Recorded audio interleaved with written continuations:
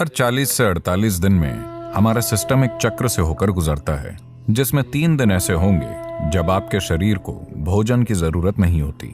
अगर आप शरीर को ये छुट्टी देते हैं तो ये आपकी सेहत के लिए और आपके शरीर के काम करने के तरीके के लिए बहुत अच्छा है। यह आपको अनुभव और जीवन के बिल्कुल अलग आयामों में ले जा सकता है।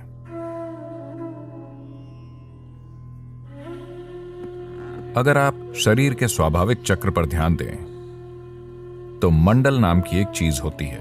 हर 40 से 48 दिनों में सिस्टम एक चक्र से गुजरता है। ऐसे हर चक्र में, प्रत्येक चक्र में 3 दिन ऐसे होते हैं जब आपके शरीर को भोजन की जरूरत नहीं होती। अगर आप अपने शरीर के काम करने के तरीके के प्रति जागरूक हैं तो आप जान जाएंगे कि आज मेरे शरीर को भोजन की जरूरत नहीं है और बिना किसी कोशिश के उस दिन आप भोजन के बिना रह सकते हैं, अगर आप इस चक्र पर ठीक से गौर करते हैं तो। अगर यह जागरूकता मौजूद नहीं है कि वो कौन सा दिन है, तो उसके लिए भारत में एक दिन तय किया गया है जिसे एकादशी कहते हैं। इसका मतलब है पूर्णिमा से 4 दिन पहले और अमावस्या से 4 दिन पहले लोग खाना नहीं खाते। वो सुबह उठते हैं, कोई नाश्ता नहीं, कोई लंच नहीं, सूरज डूबने के बाद ही वो एक बार भोजन करते हैं। इसका उद्देश्य है सिस्टम को अपना तालमेल ठीक करने की अनुमति देना। अगर आप ये छुट्टी देते हैं तो यह आपकी सेहत के लिए और आपके शरीर के काम करने के तरीके के लिए बहुत अच्छा होगा, क्योंकि खुद को ठीक करने के लिए सिस्टम को वो समय चाहिए। हर दिन भोजन, ये शरीर के लिए बहुत मेहनत का काम है। इसे थोड़ी छुट्टी दीजिए। अगर आप उपवास नहीं कर पा रहे तो एक दिन आप कुछ हल्का ले सकते हैं, शायद सिर्फ फलों का रस या कुछ और जो सिस्टम के संभालने के लिए ज्यादा हल्का है। निश्चित रूप से आपका शरीर बहुत आभारी होगा। हाँ, हर दिन इसे पके हुए भोजन से लादना अच्छी बात नहीं है। तो इसका आध्यात्मिक महत्व क्या है? क्योंकि यह एक सफाई है। अगर आपका सिस्टम जीवंत नहीं है तो आपको कुछ भी आध्यात्मिक करने की इच्छा नहीं होगी। आप सुस्त महसूस कर रहे हैं। For a meditator, the biggest enemy is sleep. एक ध्यान करने वाले के लिए उसकी सबसे बड़ी दुश्मन नींद है। यहां आंखें बंद करके बैठना और पूरी तरह से सतर्क रहना, इसके लिए कुछ और ही चाहिए। ज्यादातर लोगों के लिए अगर वो आंखें बंद करते हैं तो सो जाते हैं। तो यहां बंद आंखों के साथ बहुत सतर्क रहते हुए बैठने के लिए शरीर में एक स्तर की जीवंतता की जरूरत होती है। तो इस जीवंतता को पैदा करने के लिए हम इस पर गौर करते हैं कि कैसे खाएं, क्या करें, कितना खाएं, ये सारी चीजें। ये आध्यात्मिक नहीं है, लेकिन इससे सही किस्म का शरीर तैयार होता है। अभी अगर आपका शरीर बहुत सुस्त महसूस कर रहा है, मैं आत्मज्ञान की बात कर रहा हूं, तो क्या करें, है ना?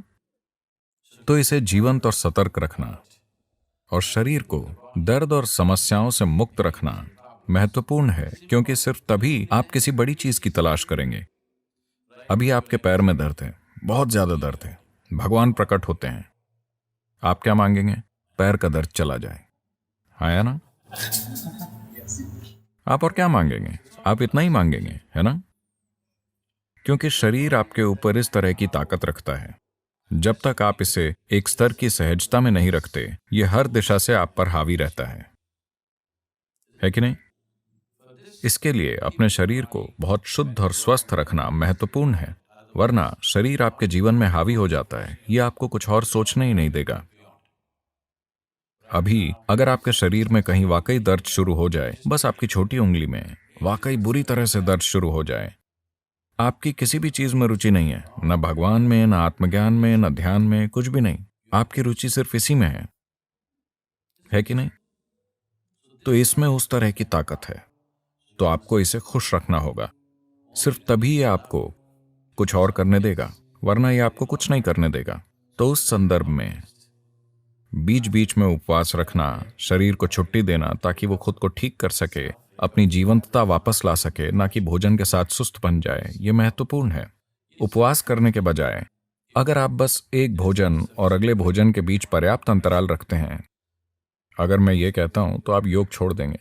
एक भोजन और अगले भोजन के बीच 8 घंटे का ब्रेक होना चाहिए हमेशा। अगर आपके लिए 8 घंटे संभव नहीं है तो कम से कम 5 घंटे का ब्रेक जरूरी है। खाने से पहले आपको एक स्तर की भूख महसूस होनी चाहिए। भूख लगने से पहले अगर आप सिस्टम में भोजन डालते हैं तो सिस्टम सुस्त बन जाएगा, यह जीवंतता को नहीं जानेगा। जब मैं कहता हूं जीवंतता, तो मैं बस आपके अभी जागे हुए होने की बात नहीं कर रहा हूं। हम में से हर कोई अभी जीवंतता के एक ही स्तर पर नहीं है। हम एक ही तरह का खाना खा रहे हैं, एक ही हवा में सांस ले रहे हैं, एक ही जगह पर हैं, लेकिन हमारे अनुभव का स्तर एक जैसा नहीं है। इस पल मैं अपने भीतर जैसा हूं, उसे मैं दुनिया की किसी भी चीज के साथ नहीं बदलूंगा। अगर आप मुझे पूरी दुनिया दे दें तो भी मैं सौदा नहीं करूंगा, क्योंकि ये उससे बहुत बड़ा है और ये हर किसी के लिए संभव है।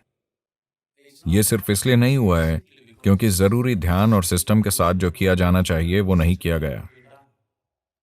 तो इंसानी जीवंतता अलग अलग स्तरों पर कई अलग अलग आयामों में हो सकती है। यह आपको अनुभव और जीने के बिल्कुल अलग आयामों तक ले जा सकती है। तो शरीर को अच्छी तरह से रखना एक बुनियादी जरूरत है।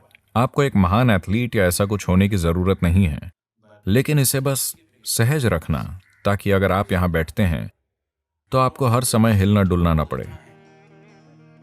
अगर आप यहां बैठें तो अगले कुछ घंटों तक आप बस यूं ही बैठ सकें, एक फटते हुए ब्लैडर या भूख से तड़पते पेट या यहां वहां होते दर्द से परेशान हुए बिना। अगर आप यहां बैठें तो आप आराम से हों। बस इतनी सहजता शरीर में आनी चाहिए।